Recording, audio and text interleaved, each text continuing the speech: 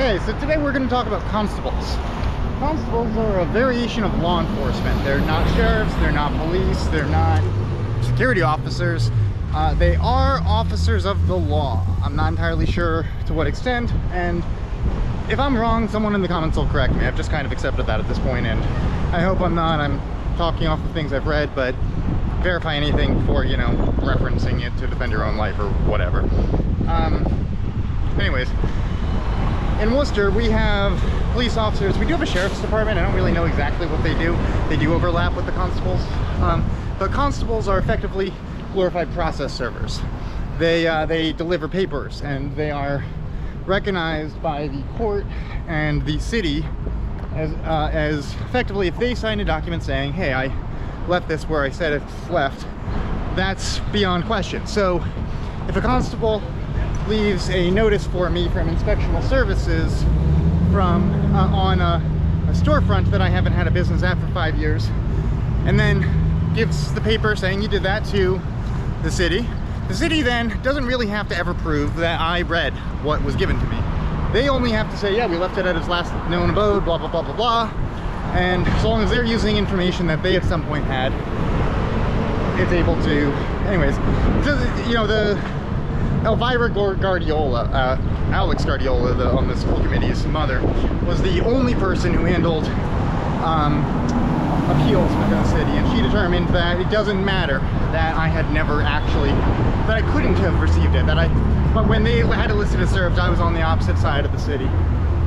This location right here, relevant to some of my other older videos.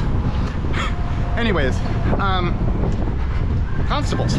Constables serve papers. So if I wanted to evict someone, I have a constable give it to them. I leave it at their house.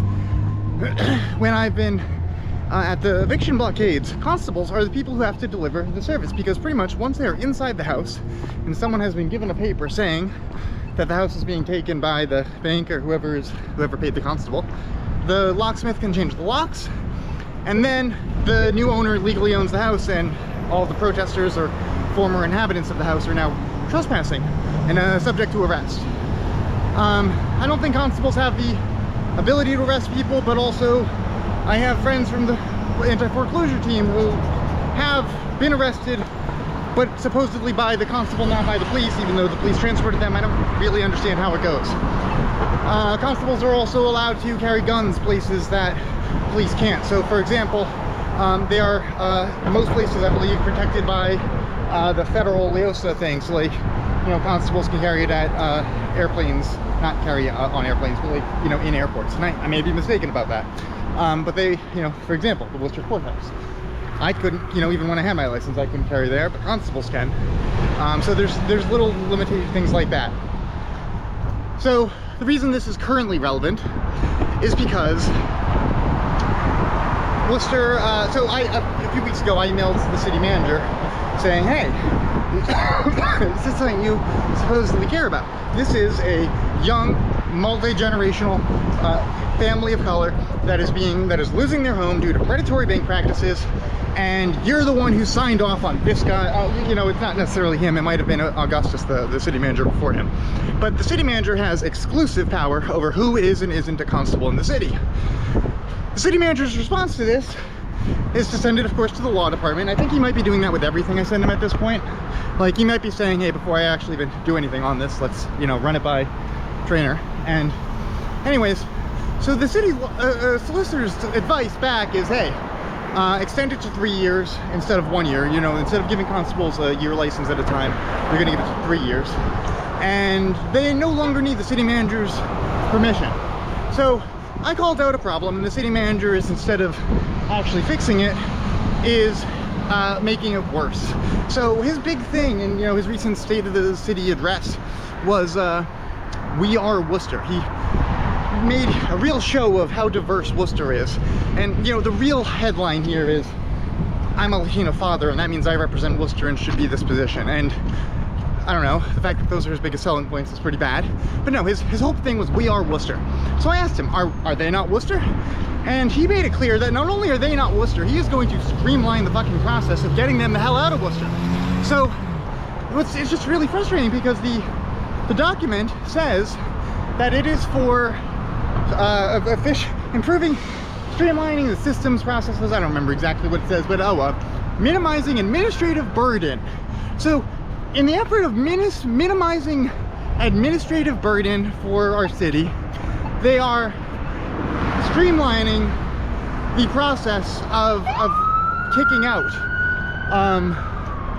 the people who are struggling to be here, regardless of why.